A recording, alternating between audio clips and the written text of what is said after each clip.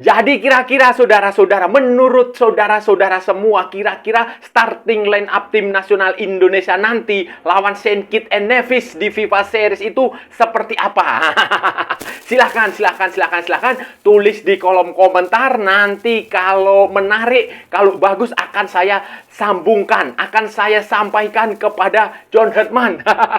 Pokoknya syaratnya bebas, saudara-saudara, bebas. Yang penting sopan. Halo saudara-saudara, jumpa lagi dengan komentator gadungan di sini. Dengan komentator yang gadungan.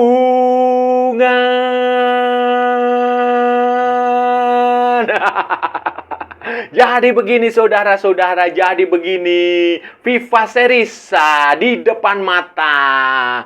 Tim nasional Indonesia asuhan John Herdman sudah memulai pemusatan latihan. Walaupun waktunya singkat, walaupun waktunya pendek, tetapi perlahan-lahan pemain mulai berdatangan ya. Tidak semuanya tepat waktu. Ada yang terlambat, wajar, karena kan ini pemain abroad, banyak yang abroad sehingga butuh waktu. Jadwal di liga di masing-masing negara itu kan beda-beda selesainya.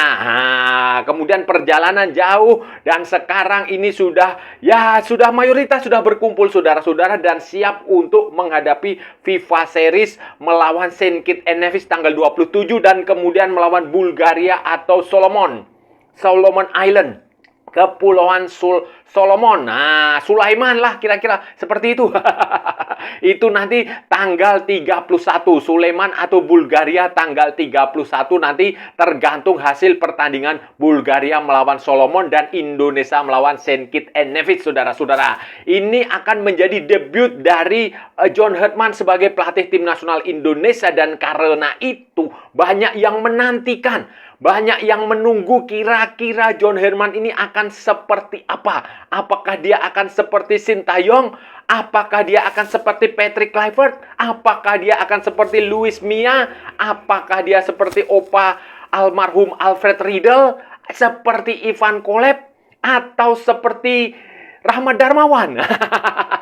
Itu yang menjadi pertanyaan, menjadi teka-teki dari semua penggemar sepak bola, penggemar tim nasional Indonesia ini bertanya-tanya starting line up-nya itu seperti apa.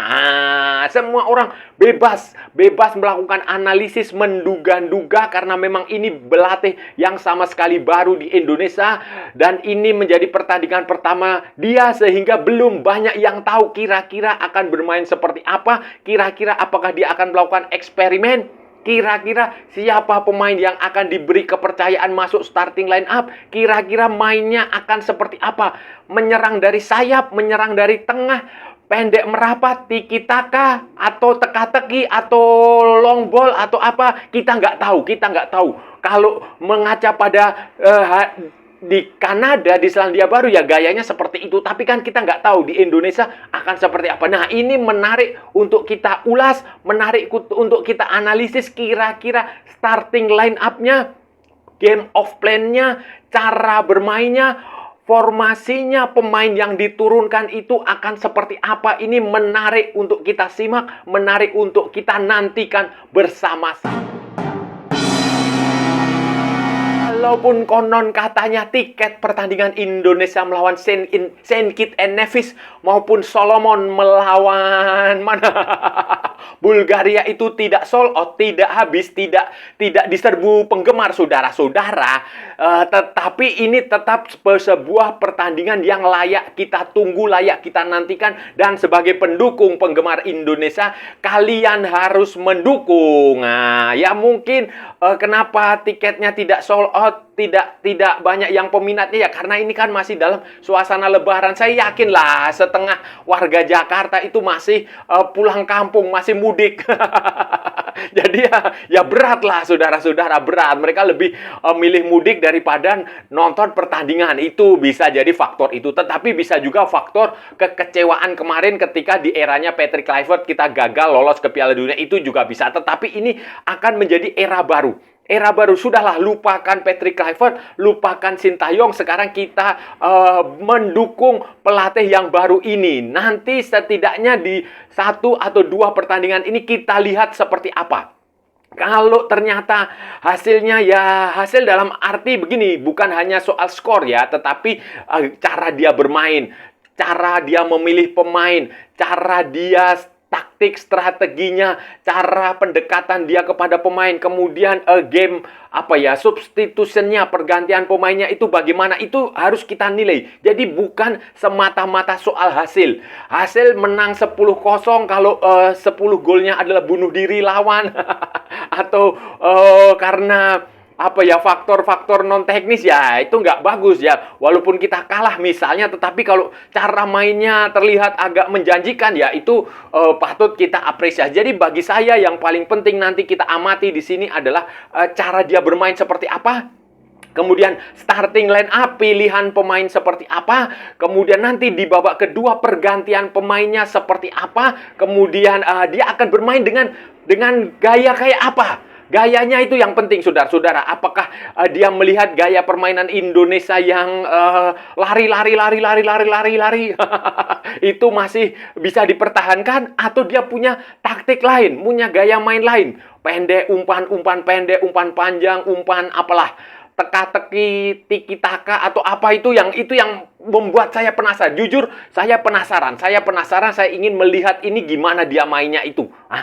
Kalau dengan Kanada tidak apple to apple kita bandingkan, saudara-saudara, dengan Selandia Baru putri, Kanada putri putra juga kita tidak apple to apple, tidak bisa membandingkan begitu saja. Jadi ini butuh pendekatan khusus, butuh gaya bermain khusus. Ya kita lihat saja nanti karakternya seperti apa, sepak bola macam mana yang akan dikembangkan. Karena kalau kita melihat sejumlah asisten pelatihnya, asistennya John Herdman itu juga punya kualitas yang menurut saya layaklah, saudara-saudara, layak untuk membuat Indonesia optimistis nanti di Piala AFF.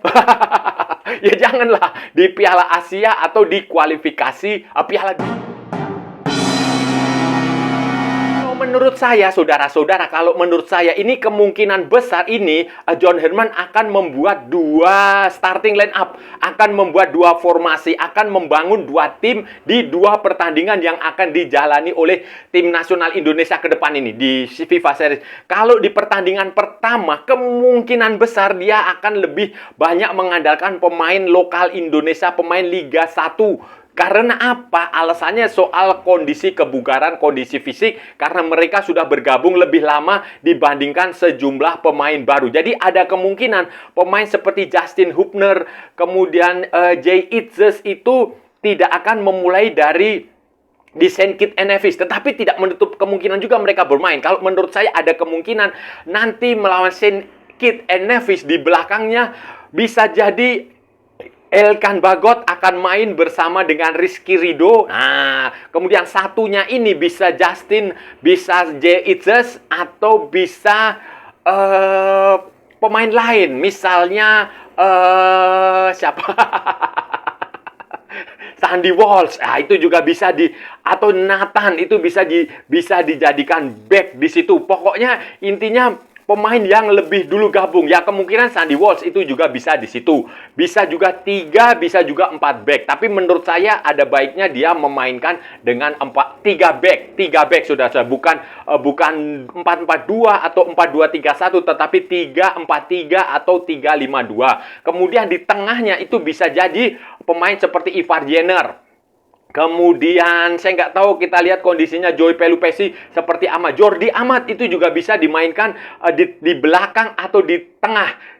Posisi aslinya adalah belakang, tapi konon katanya selama di Liga Indonesia beberapa bulan terakhir ini dia cukup bagus bermain sebagai gelandang tengah, itu juga bisa dicoba. Kemudian di sayap itu bisa ada opsi Eliano Reinders, kemudian ada opsi siapa itu namanya, Jakob Sayuri, itu juga bisa coba jadikan opsi, atau bahkan Sandy Walsh juga bisa main sebagai full wingback di situ. Di depan ada pemain seperti Ramadan Sananta.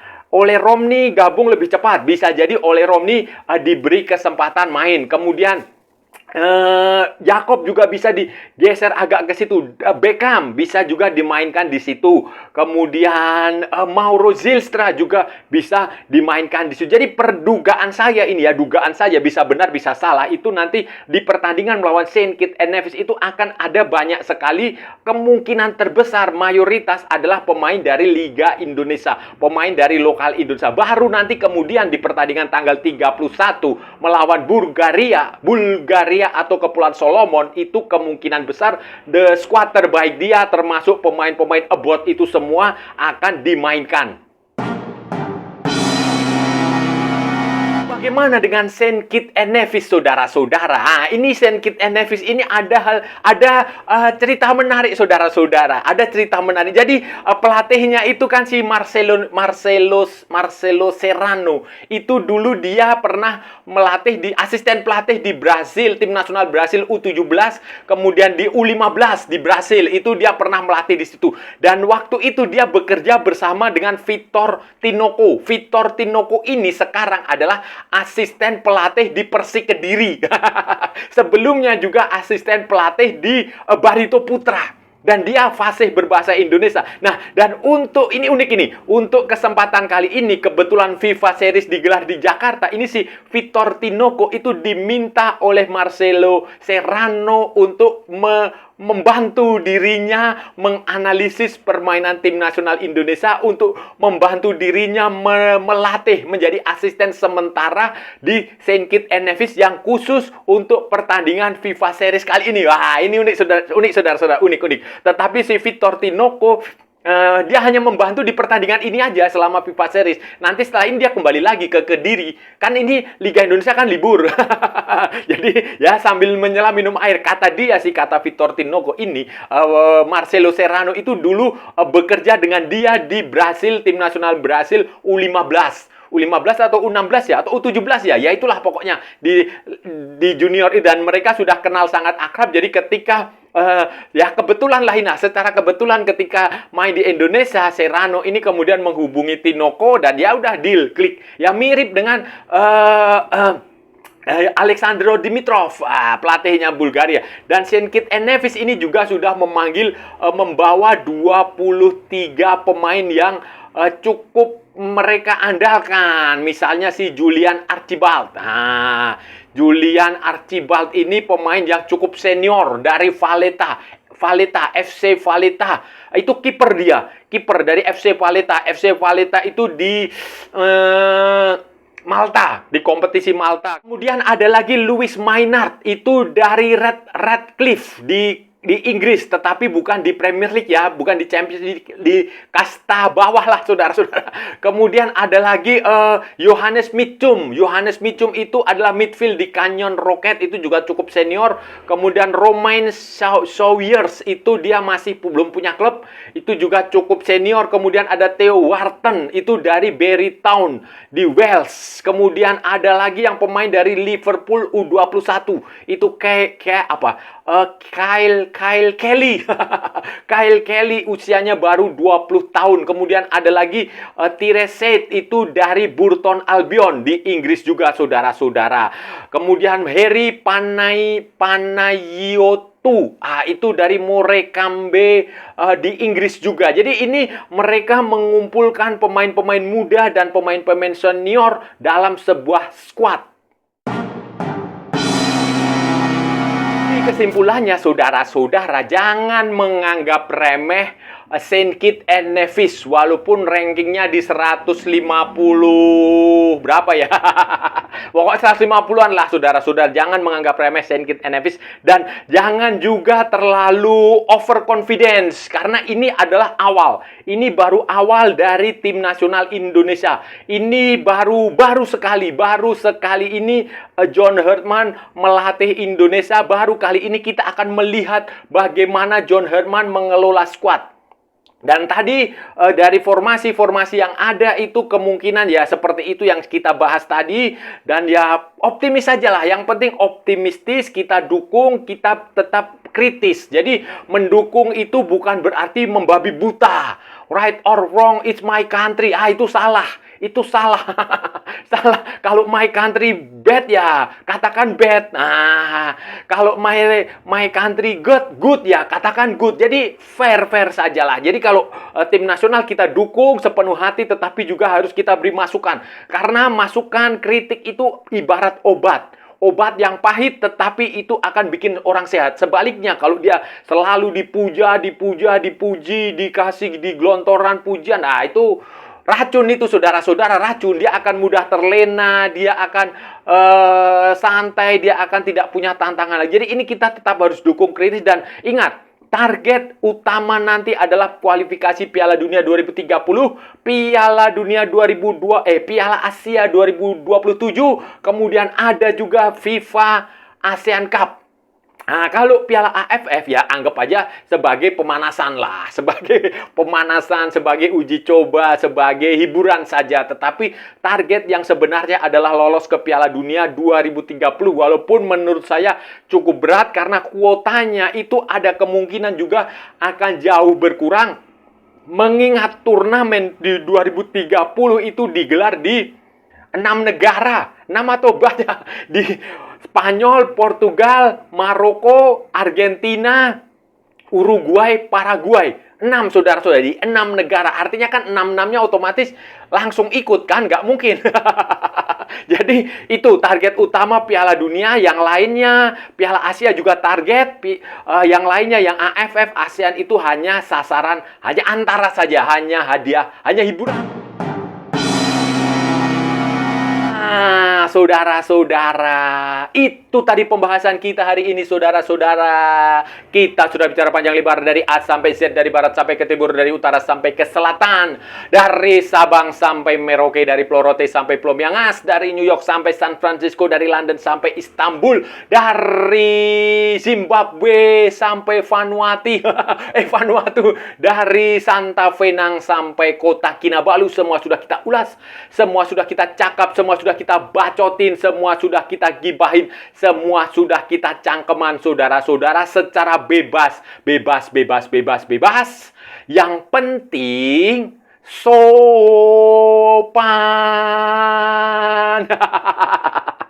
Tadi saudara-saudara, hari ini kita meramalkan kira-kira starting line up tim nasional Indonesia di FIFA Series ini akan seperti apa. Ini adalah pertandingan pertama John Herdman, baru sama sekali pelatih baru di Indonesia. Jadi kita belum tahu siapa yang akan diturunkan, siapa yang akan bermain, taktiknya, formasinya seperti apa, gameplaynya seperti apa. Ini kita akan menantikan ini nanti tanggal 27 melawan Saint Kitts and Nevis dan tanggal 31.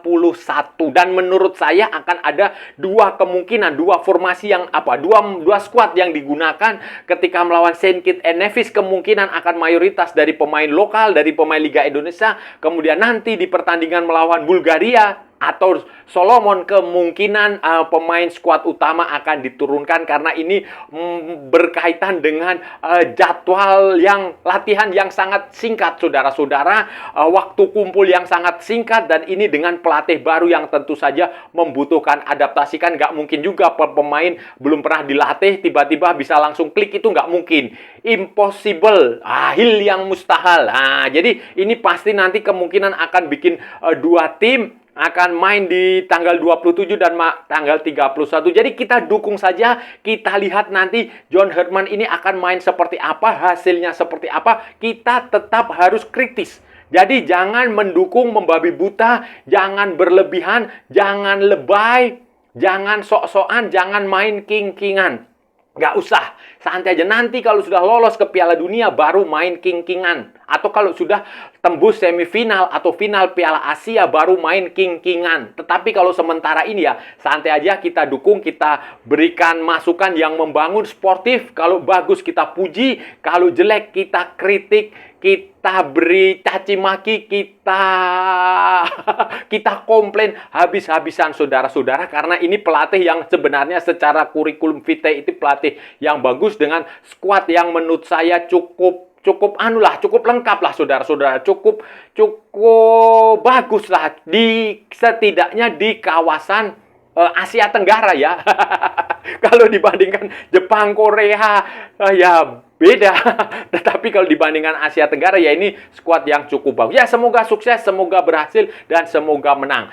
Dan saya rasa sudah cukup ya pembahasan kita kali ini, saudara-saudara. Kalau ada salah-salah ya mohon maaf, namanya juga gadungan, wajar kalau gadungan itu salah. Tetapi kalau benar berarti sebuah kebenaran. Kalau saudara-saudara merasa channel ini bermanfaat, berguna, menghibur, menginspirasi, silahkan like, share, and subscribe. Tapi kalau tidak, saudara-saudara abaikan saja, skip. Jangan ditonton, tetapi jangan nyampah, jangan membuat komentar yang menghina, menghujat, melecehkan, merendahkan orang maupun negara lain. Santai aja, ini hanya bola, kita cari teman, bukan cari musuh. Ikuti juga akun media sosial komentator gadungan, ada di Instagram, ada di Facebook, dan ada di TikTok yang bukan TikTok Shop, saudara-saudara. Oke, sampai bertemu lagi di edisi-edisi berikutnya dengan tema-tema yang jauh tidak bermanfaat, dengan tema-tema yang jauh tidak berguna, dengan tema-tema yang jauh lebih membagongkan. Salam olahraga dan merdeka.